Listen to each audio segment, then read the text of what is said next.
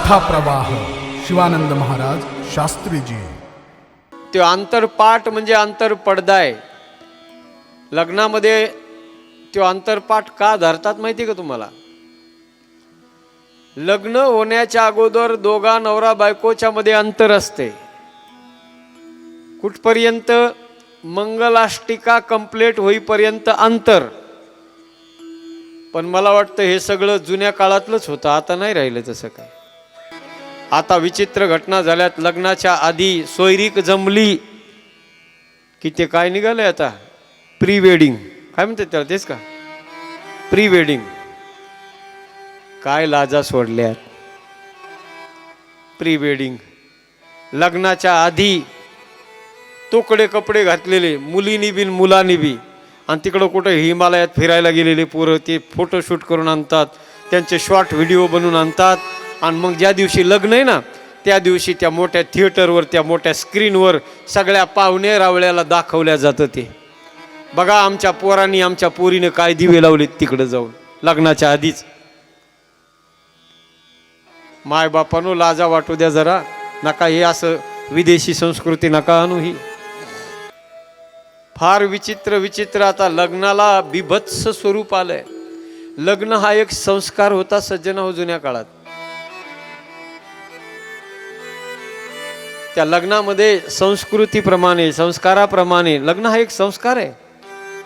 हिंदू धर्मामध्ये 16 संस्कार आहेत ना, तर त्या 16 संस्कारापैकी लग्न हा एक संस्कार आहे। अत्यंत पवित्र संस्कार आहे लग्न। पण लोकांनी आता त्याला सुद्धा एक एन्जॉय करण्याचं साधन बनवलंय। जुन्या काळामध्ये सज्जन हो ऐका, शेवटचं मंगलाष्टिका पडेपर्यंत नवरा बायकोचं तोंड बघत नव्हता आणि बायको नवऱ्याचं तोंड बघत नव्हती, म्हणजे बघायला भेटतच नव्हतं। मुलगी बघायला सुद्धा स्वतः नवरदेव नव्हता जात, बापावर विश्वास असायचा पोराचा। बर का बापांनो, पोरांचा विश्वास बापावर असायचा।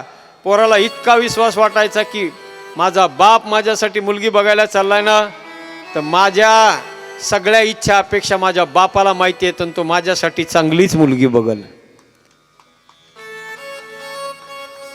पण आता विश्वास नाही राहिला, पोराचा बापावर नाही, बापाचा पोरावर नाही।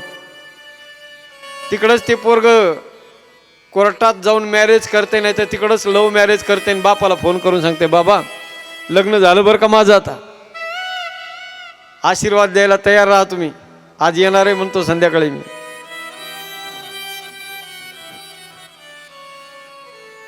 बाप जायचा मुलीला बघायला सज्जन हो, मुलगा नव्हता जात। मुलगीला ती मुलगी कशी दिसते हे त्या नवरदेवाला माहिती सुद्धा नसायचं, मुलीला सुद्धा माहित नसायचं माझा नवरा कसा दिसतोय। काय काळ असेल बघा जरा, काय काळ असेल, काय विश्वास असेल त्या काळात। तो मुलीचं मात्र आज बी आहे बरं का पुरुष मंडळी, मुलींना आजही मार्क द्यावे लागतील। इमानदारीने सांगा, आजपर्यंत तुम्ही सगळे बाप लोक इथं बसलेला आहेत, तुम्ही तुमच्या मुलीसाठी स्थळ पाहिलं, तुम्ही पाहिलंय बापाने, मुलगी आजही तेवढा विश्वास ठेवते। आजपर्यंत नांदगाव पेठ मधल्या एखाद्या कोणत्या बी मुलीनं दाखवून द्यावं, त्या बापानं सांगावं मला की एखाद्या मुलीने बापाकडे तक्रार केली की बाबा तुम्ही या घरी मला का दिलं, या नवरदेवासोबत माझं लग्न का लावलं, तो मला पसंत नाही, ही सासरवाडी मला पसंत नाही, सासरचे लोक मला पसंत नाहीत, असं एखाद्या मुलीनं म्हणलंय असं दाखवून द्यावं मला नांदगाव पेठमध्ये। अख्ख्या अमरावती जिल्ह्यात बघायला भेटणार नाही, महाराष्ट्रात कुठंच बघायला भेटणार नाही। कोणतीच मुलगी आपल्या बापाला तक्रार करत नाही, बाबा माझ्यासाठी तुम्ही, मी माझा रंग एवढा गोरा आहे, माझ्यासाठी काळा बेंद्रा नवरा तुम्ही का केला, असं म्हणते का कधी? नाही। अहो कमीत कमी मुलीनं म्हणावं ना, बाबा कमीत कमी जरा आमचा जोडा तरी मॅच होतो का नाही हे तर बघायला पाहिजे तुम्ही। माझ्या रूपासारखा, माझ्या रंगासारखा तसा तरी नवरा नाही। नाही नाही, मुलगी नाही पाहताय का? मला फक्त याच्यातून एवढंच सांगायचंय, मुलगी तक्रार करीत नाही। जुन्या काळामध्ये मुलीचा विश्वास होता बापावर, म्हणून सज्जना हो, डायरेक्ट मुलीला नवरदेव बघायला भेटायचा बोहल्यावर, त्या नवरदेवाला बी मुलगी बघायला भेटायची त्या बोहल्यावर. आता विचित्र घटना झाल्यात. लग्नाच्या आधी सोयरीक जमली की ते काय निघाले आता, प्री वेडिंग काय म्हणतात त्याला, तेच का प्री वेडिंग. काय लाजा सोडल्यात. प्री वेडिंग लग्नाच्या आधी तोकडे कपडे घातलेले मुलीनी बी मुलांनी बी, आणि तिकडं कुठं हिमालयात फिरायला गेलेले पोरं ते फोटोशूट करून आणतात, त्यांचे शॉर्ट व्हिडिओ बनवून आणतात. आणि मग ज्या दिवशी लग्न आहे ना त्या दिवशी त्या मोठ्या थिएटरवर, त्या मोठ्या स्क्रीनवर सगळ्या पाहुणे रावळ्याला दाखवल्या जातं. ते बघा आमच्या पोरांनी आमच्या पोरीने काय दिवे लावलेत तिकडं जाऊन लग्नाच्या आधीच. माय बापानो लाजा वाटू द्या जरा, नका हे असं विदेशी संस्कृती नका आणू. ही माणसं आज माणसं म्हणतात डिवोर्स का होतात, लग्न कडीला का जात नाहीत, नवऱ्याचा बायकोवर आणि बायकोचा नवऱ्यावर विश्वास का नाही राहिला, कसा राहीन. लग्नाच्या आधी दोघं एकमेकाचा 7-12 वाचून मोकळे होते, तर कशाला कडीला जाईल ते लग्न, सांगा ना. आंतरपाठ का धरल्या जायचा प्रभूजी, त्याचं कारण हेच होतं, त्या मुलामध्ये आणि मुलीमध्ये अंतर असायचा आहे का, तो पडदा त्याच्यामध्ये धरलेला असायचा. लग्नाची शेवटची मंगलाष्टिका झाली की ब्राह्मण काका तो अंतरपाठ असलेला पडदा बाजूला काढून काढतात ना. आणि पडदा बाजूला निघला की मग सज्जना हो ऐका, आणि दोघं एकमेकांना मग पाहतात. एकमेकांना पाहिल्याबरोबर खरं लग्न म्हणजे एकमेकांना पाहणं. लग्न म्हणजे काय, तुम्ही आम्ही अक्षदा टाकतो अंगावर, ही एक फक्त रसम पूर्ण करणं आहे. पण लग्न या शब्दाचा अर्थ आहे सज्जना हो, 2 जीवाचं मिलन होणं, याचं नाव लग्न आहे. 2 मनाचं एकरूपीकरण होणं, त्याचं नाव लग्न आहे. आता 2 जीव नाही राहत, नवऱ्याचा वेगळा जीवन बायकोचा वेगळा नाही राहत. लग्न झाल्यावर तिचं वेगळं मन आणि याचं वेगळं मन नाही राहत. अर्धा पर्दा छोड़ दे, आता पर्दा छोड़ दे, अर्धा पर्दा छोड़ दे, बिन पर्दे की बात, दुल्हन से दुल्हा मिल गया, अब फीकी पड़ी बारात. आता दोघं एक होऊन जातात सज्जनो, दोघांमध्ये फरक नाही राहत, भेद नाही राहत. आता याचं नाव लग्न आहे पहा. म्हणून मला फक्त याच्यातून एक एवढंच सांगायचंय तुम्हाला की पती आणि पत्नी हे जरी दिसायला वेगळे वेगळे असले तर वेगळे नाहीत. शंकर आणि पार्वती जरी 2 नावं आहेत पण नावात भेद आहे फक्त, हे वेगळे नाहीत. शंकर भगवान आणि पार्वती माता अर्ध नारी नटेश्वर आहेत. अर्ध अंग स्त्रीचं आणि अर्ध अंग पुरुषाचं माझ्या भोलेनाथाचं.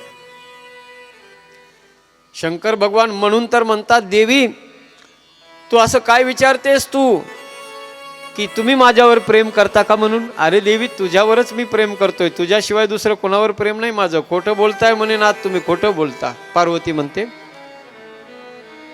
आरोप लावला पार्वतीने आपल्या नवऱ्यावर.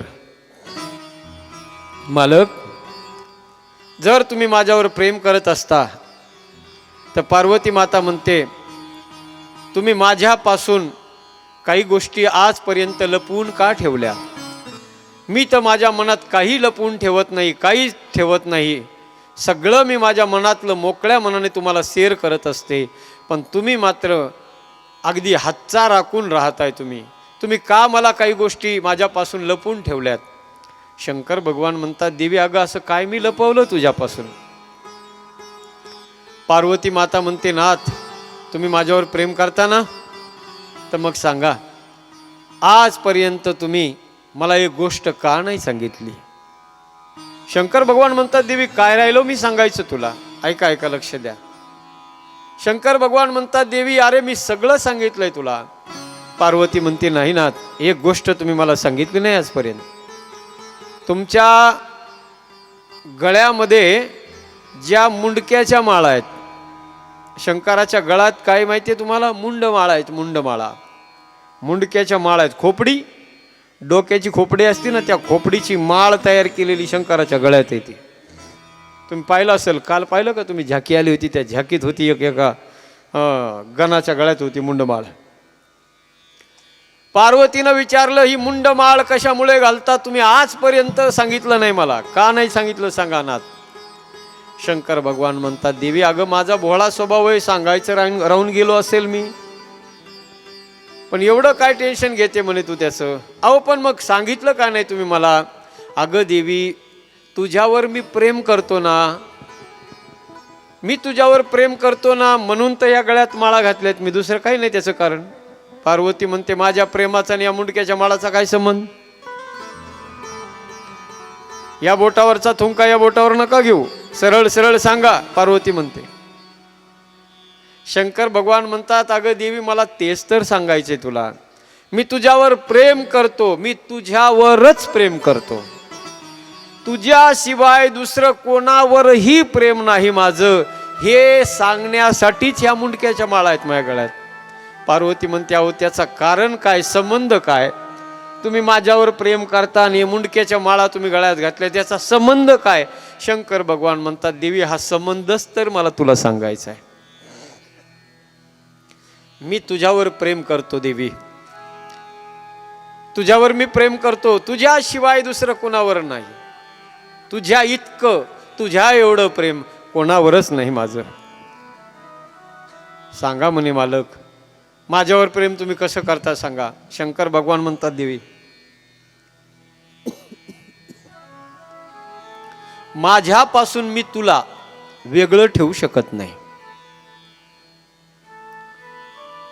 एवढं प्रेम आहे. आता काय सांगू सांग. अहो पण मग या मुंडक्याच्या माळा का घातल्यात ते सांगा ना. शंकर भगवान म्हणतात, देवी ऐक, तुझ्यावर मी माझ्यापेक्षा बी जास्त प्रेम करतो, पण नाविलाजानं तुझे देवी अनेक रूप अवतार होतात तुझे, तुला अनेक वेळा या जगामध्ये जन्म घ्यावा लागतो ना, अनेक वेळा मरावं लागते तुला.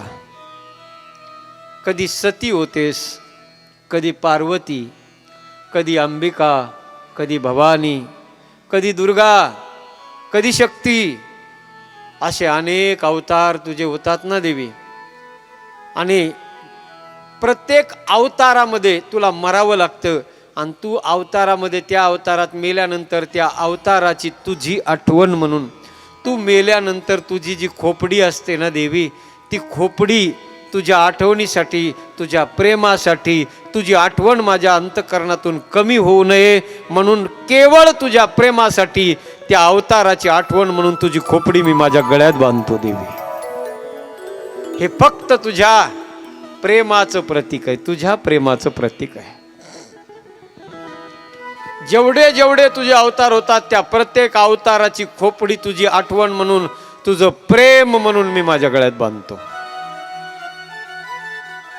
माता भगिनींनो, आता एवढं सगळं जर प्रेम शंकराचं पार्वतीवर असेल तर पार्वतीनं खुश व्हायला पाहिजे का नाही? अरे जिवंतपणे तर आपला नवरा आपल्यावर प्रेम करतोच, पण मेल्यावर सुद्धा, बायको निघून गेल्यावर सुद्धा जगाचा निरोप घेऊन, तरी माझा नवरा एवढा प्रेम करतो म्हणल्यावर पार्वतीला खुश व्हायला पाहिजे होतं. पण पार्वती खुश नाही झाली. पार्वतीनं पुन्हा प्रश्न केला. पार्वती म्हणते, मालक मला एकटीलाच का मरावं लागतं प्रत्येक अवतारामध्ये, तुम्हाला का नाही मरावं लागत? मला प्रत्येक वेळेला जन्म घ्यावा लागतो, मलाच मरावं लागतं, मलाच जन्म घ्यायचा, मलाच मरायचं, तुम्हाला का नाही? शंकर भगवान म्हणले, देवी त्याचे दोन कारण आहेत. माणसाचा जन्म आणि माणसाचा मृत्यू कधी होतो, मला मरावं लागत नाही, त्याचे दोन कारण आहेत. पहिलं माझं कारण आहे, एक तर माझा जन्म झालेला नाही. शंकर अजन्माय सज्जन हो, शंकराचा जन्म नाही म्हणून शंकराला मायबाप नाहीत. अजन्मा हे शंकर भगवान. अजन्मानो लोका किमवयववन्तोऽपि जगता मधिष्ठातारं किं भवविधिर्नादृत्य भवति. अनिशो वा कुर्यात भुवन जननेक परिकरो यतो मंदांस्त्वां प्रत्यमरवर संशेरत इमे सा साध सारे ग रे रे ग रे सा सारे ग रे सारे सा म म म म प म ग रे ग रे सा सा रे ग रे सा रे सा. अजन्म आहेत शंकर भगवान, जन्म नाही मृत्यू नाही. जन्म नाही म्हणून मला मृत्यू नाही, पहिलं कारण. देवी दुसरं कारण असं आहे की मी रोज कथेचं अमृत पितो. शंकर भगवान काय म्हणतात पार्वती मातेला, देवी मी रोज कथामृत पितो. आणि जो माणूस कथेचं अमृत पितो ना त्याला जन्म नाही आणि त्याला मरण नाही. त्याला जन्म नाही पुन्हा मृत्यू सुद्धा नाही. जन्म नाही रे अनेक. पार्वती म्हणते नाथ ते कथेचं अमृत तुम्ही मला सुद्धा द्या. शंकर भगवान गोड मधुर अशा कथा पार्वती मातेला जगदंबेला सांगतात. पार्वती ही शंकराशी एकरूप होऊन समोर बसलेली आहे सज्जन. वडाच्या झाडाखाली. वडाचं झाड म्हणजे विश्वासाचं प्रतीक आहे. आपल्या दारामध्ये जागा असली तर वडाचं झाड, उंबराचं झाड, लिंबाचं झाड, पिंपळाचं झाड आणि बोरीचं झाड याला पंचवटी म्हणतात. हे 5 झाडं तुम्ही बघा यज्ञामध्ये सुद्धा हे 5 झाडं सामान्य नाहीत. ह्याच 5 झाडाच्या समिधा बनवल्या जातात. त्याच्यात बोरीपेक्षा सौंदड असते. या 5 झाडाला पंचवटी म्हणलेलं आहे सज्जन. दारात जर हे 5 झाडं असले ना, कोणते कोणते, लिंबाचं झाड, पिंपळाचं झाड, वडाचं झाड, आणखी बेलाचं झाड आणि सौंदडीचं झाड. 5 झाले का? झाले का यजमान? तुम्ही मुख्य श्रोते आहात. मी वारंवार तुम्हाला यजमान मंडळी का म्हणतो माहिती का? हा, तुम्ही मेन नंबर 1च्या लिस्ट मधले श्रोते आहेत तुम्ही. ज्याच्या दारामध्ये जागा असेल ना त्यांनी हे 5 झाडं लावली पाहिजे. आजकाल माणसं घरं चांगले बांधतात पण अंगणच नाही ठेवलं दारात.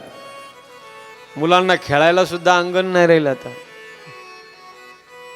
जुन्या काळात होतं अंगण चांगलं. लहान लहान लेकरं त्याच्यात खेळायचे. गाईचा सडा त्याच्यात टाकला जायचा गाईच्या शेणाचा. आणि त्या शेणामध्ये लहान लेकरू उघडं पागडं खेळायचं. आणि ते उघडं लेकरू त्या शेणात खेळलं ना की ते त्याचं शरीर दगडासारखं मजबूत व्हायचं. 50 वर्षाचं होईपर्यंत त्याला एक गोळी सुद्धा घ्यावी लागत नव्हती. आता आल्यात टाईल्स. कुठं बघा सगळ्या टाईल्स, सगळ्या फरशाच. लहान लहान लेकरं सुद्धा जन्माला आल्यानंतर त्याच्या वजना इतके पैसे खर्च करावे लागतात. 10 वर्षाचं होऊस तर कळतच नाही माणसाला ते जगत आहे का मरत आहे म्हणून. नुसत्या गोळ्यानं औषधच खाऊ घालावं लागतात त्याला. जन्माला येण्याच्या अगोदर सुद्धा तितक्या गोळ्या, त्याच्या वजना इतक्या गोळ्या औषधं त्याला अगोदर द्यावे लागते. अवघड काम आहे. नैसर्गिकपणा राहिला नाही. मला सांगायचं एवढंच, ही पंचवटी आपल्या दारात असली पाहिजे. माझा हा स्वभाव आहे बघा. एखादा विषय जर मला भेटला, क्ल्यू जर मिळाला तर मी त्याचं थोडंसं विस्तार करतो, पण पुन्हा जागेवर येत असतो. हे लक्षात ठेवा. मी असं कुणकडे एकदा भटकलो की तिकडंच जात नाही, पुन्हा माघारी येत असतो मी. म्हणून लक्षात ठेवायचं. मी हे पंचवटी सांगता मी तुम्हाला तुमच्या घराचं अंगण सांगितलं. आणि अंगण सांगता अंगणाचं महत्त्व सांगितलं. त्याच्यात गाईच्या शेणाचं बी महत्त्व सांगितलं. आणि त्याच्यामध्ये तुमच्या मुलाच्या आरोग्याचं महत्त्व सांगितलं. हे सगळं याच्यासाठी सांगितलं की 5 झाडं तुमच्या दारात असले पाहिजे.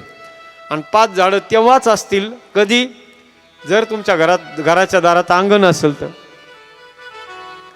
आजकाल शहरामध्ये गाडी 2 व्हीलर लावायला जागा नाही दारात. तर 4 व्हीलर कुठंतरी मंदिराच्या, चावडीच्या, कुठंतरी शाळेच्या पार्किंगमध्ये लावतात माणसं. पंचवटी वडाचं झाड मला तुम्हाला सांगायचे, शंकर भगवान ज्या वडाच्या झाडाखाली बसलेत ना, ते वड म्हणजे विश्वासाचं प्रतीक आहे.